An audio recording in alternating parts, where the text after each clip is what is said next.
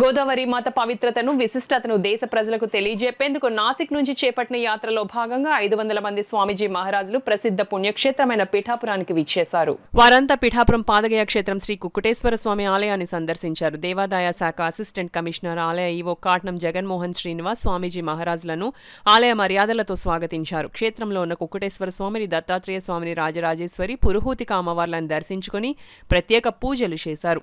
అనంతరం స్వామీజీ మహారాజులను ఈవో జగన్మోహన్ శ్రీనివాస్ ఘనంగా సత్కరించారు.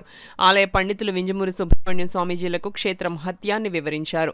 ఈ సందర్భంగా స్వామీజీ మహారాజులు మీడియాతో మాట్లాడుతూ సనాతన హైందవ ధర్మ పరిరక్షణ, హిందువుల ఐక్యత కోసం అలాగే ప్రతి ఒక్కరూ గోదావరి నదీమాతను పరిశుభ్రంగా ఉంచాలని దేశ ప్రజలకు తెలియజెప్పేందుకే ఈ యాత్ర ముఖ్యోద్దేశమని చెప్పారు. యానం చేరుకుని అక్కడి నుంచి సముద్ర మార్గంలో తిరిగి నాసిక్ చేరుకున్నట్లు వారు తెలిపారు. కాగా వీరిని చూసేందుకు వచ్చిన భక్తులతో ఆలయం కిక్కిరిసిపోయింది. ఉత్తర భారత్ లో నర్మదా ప్రదక్షిణ ఎంత ముఖ్యమో మన గోదావరి కూడా అంత ముఖ్యమే అని మన భారతదేశంలో ఉన్న సాధు సంధులు అందరు వచ్చి ఈ గోదావరి ప్రదక్షిణ చేస్తుంది.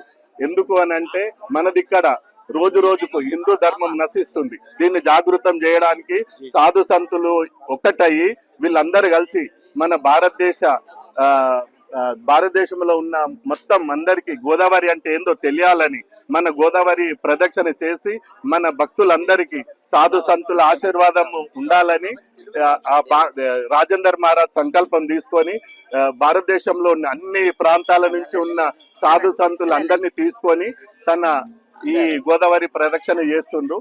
మనము ఈ సాధు సంతుల ఆశీర్వాదం తీసుకొని మన రెండు రాష్ట్రాల తెలంగాణ, ఆంధ్ర రాష్ట్రాల ప్రజలు వాళ్ళ పాదధూళ్ళతోటి పవిత్రం అవుతారనే ఉద్దేశంతో మీ అందరికి ఆ గోదావరి మయ్య ఆశీర్వాదం ఉండాలని స్వామీజీ సంకల్పమే. ఒక 650 మంది మహాపుణ్య పురుషులు వచ్చారు వాస్తవంగా. దాని తర్వాత సేవాదారులు వచ్చారు. అందరు కూడా సుమారుగా కని విని వెరిగిన మహాత్ములు అందరూ కూడా అన్ని రాష్ట్రాల నుంచి వచ్చారు. చాలా ప్రాముఖ్యమైన పీఠాపురం దర్శనంకు మేము మహాభాగ్యంగా దోచుకుంటున్నాం. పీఠపురం మహాతల్లి అవధూత దత్తుడి యొక్క ఆశీర్వాదం తీసుకున్నాను. ఈ యాత్ర ఎక్కడ మొదలైంది? ఇది నాసిక్ లో మొదలైంది. నాసిక్ త్రయంబకేశ్వర్, నాసిక్ త్రయంబకేశ్వర్ లో మొదలైంది. మళ్ళీ నాసిక్ త్రయంబకేశ్వర్ లో ముగింపు అయిపోతుంది. యానంకి వచ్చి యానం నుంచి సముద్రం యానం దాకా వచ్చేసినాం.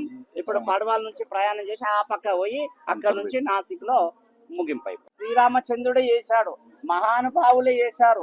నవనాథులు, మచ్చందరు, గోరఖనాథ్ మహానుభావులు చేశారు. కాబట్టి అలాంటి సత్యపురుషులు చేసింది కాబట్టి మనం కూడా చేయాలని ఒక తపనతోని అదంతా కాకుండా మేము కూడా ఈ స్వామీజీ మేము ఒక నడుచుకుంటూ చేసినాం. 108 రోజులు ఇంత మొదలు 10 సంవత్సరాల కింద.